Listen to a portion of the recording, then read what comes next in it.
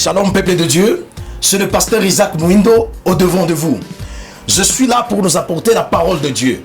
Nous sommes dans le livre de Psaume chapitre 23, le verset 4. Mon thème ce matin est intitulé La présence de Dieu. Écoute-moi bien aimé, nous avons à peu près 7 milliards de personnes sur la terre actuellement. Mais j'ai toujours dit ceci, le 7 milliards de personnes équivaut à 7 milliards de problèmes sans solution sur la terre. Et vous savez pourquoi l'humanité manque la solution? C'est parce que les gens cherchent la solution là où la solution n'est pas. La Bible dit, je suis le chemin, la vie et la vérité. Celui qui vient vers moi aura la vie éternelle. On ne pourra jamais trouver la solution en dehors de celui qui a créé l'humanité. Dieu est tout ce que nous avons besoin pour trouver la solution. Dieu est la formule la plus excellente dans cette saison pour trouver la solution à nos problèmes. C'est quoi donc la présence de Dieu? La présence de Dieu, c'est Dieu lui-même. Et lorsque nous nous approchons pour chercher qui il est en réalité, la première des choses qui doit être collée à celui qui cherche la présence de Dieu, c'est la nature de Dieu lui-même. En dehors de la compréhension de qui il est, nous ne saurons pas comment le découvrir. Écoute-moi très bien. Dieu est au-delà de ce qu'on nous a présenté.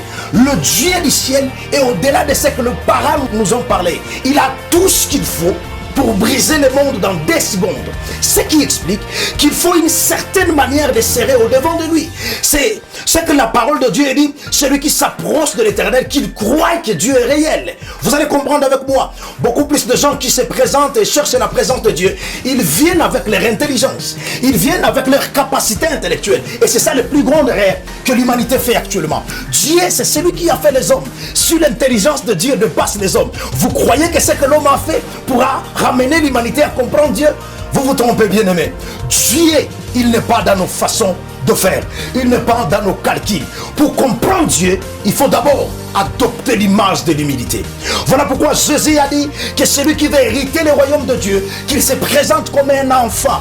Parce que la nature d'un enfant est celle qui se débarrasse des capacités des hommes, se débarrasse de l'intellectualisme, se débarrasse de tout ce que l'homme peut avoir de grand. Maintenant, écoute-moi très bien.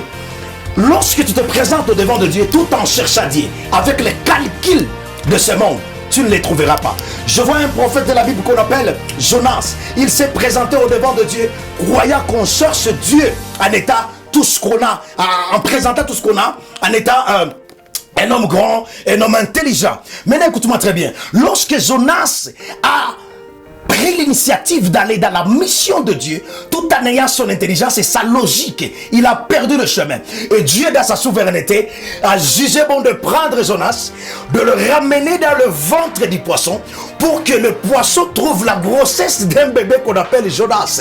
Alors que Jonas était dans le ventre du poisson, quelque chose m'est venu de plus. Lorsque Jonas n'avait pas où aller, le poisson a amené Jonas dans sa terre où il devrait faire ça, sa mission. Et lorsque le poisson a placé Jonas par terre, Jonas était comme un bébé d'une année, un bébé d'un jour. Et alors qu'il était en train de tomber sur la terre là où Dieu voulait qu'il soit, Jonas a si parlé de la part de Dieu. Lorsque tu t'approches de Dieu pour chercher Dieu avec ton intellect, tu ne comprendras pas comment ça marche.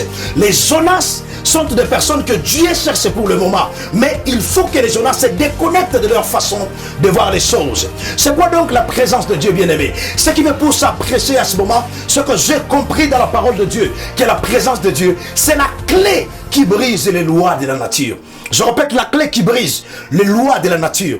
Lorsque la nature s'élève, c'est la présence de Dieu a la capacité de briser ce que la nature nous donne. Oh, j'aime voir dans la parole de Dieu, lorsque Moïse sortant en Israël avec le peuple d'Israël, il était en train de marcher et Dieu s'est placé au devant d'eux. Une chose me bénit, la mer rouge était au devant d'eux. La mer rouge, c'était ce que le scientifique ne comprenait pas, parce que traverser la mer rouge, il fallait des bateaux, il fallait beaucoup plus de choses. Mais avec la présence de Dieu, ce qui me bénit, oh mon Dieu, un Moïse avec le peuple d'Israël se met à traverser avec la force qu'ils avaient en chantant les cantiques, les louanges, parce que la mer rouge était en train de leur donner le chemin, parce que personne ne peut se lever là où Dieu est en train d'agir. Oh, je parle à une personne qui m'écoute à ce moment. Peut-être il y a les lois de la nature qui se sont levées contre toi. Il y a les lois de la famille qui se sont levées contre toi. Dans le travail, là où tu travailles, peut-être que les choses ne marchent pas. Tu essayes ça, ça ne marche pas. Tu as essayé d'autres, ça ne marche pas. Et tu te demandes, qu'est-ce que je dois faire pour sortir de ça? Écoute-moi, il y a plus que les lois de la nature, la présence de Dieu. Car lorsque tu actives la présence de Dieu, même l'enfer se brisera et te donnera tout ce que tu as besoin de trouver. J'annonce sur la vie d'une personne que la puissance de la résurrection n'est pas une histoire. La puissance de la résurrection n'est pas une histoire, c'est une réalité. Ça a ramené les morts dans la vie. Ça a la capacité de te donner tout ce que tu as perdu. Je parle à toi qui as perdu le mariage. Je parle à cette personne qui est au point de perdre son travail. Ce n'est pas encore fini. La présence de Dieu peut faire tout. C'est pourquoi, bien-aimé, écoute-moi à ce moment. Active les lois qui attirent la présence de Dieu. La première des choses, c'est la puissance de la prière. Prie comme si c'était la fin du monde, car c'est dans la prière que nous voyons Dieu commencer à agir. Toute chose peut passer, mais quand la prière commence à s'activer, Dieu lui-même vient au milieu des hommes.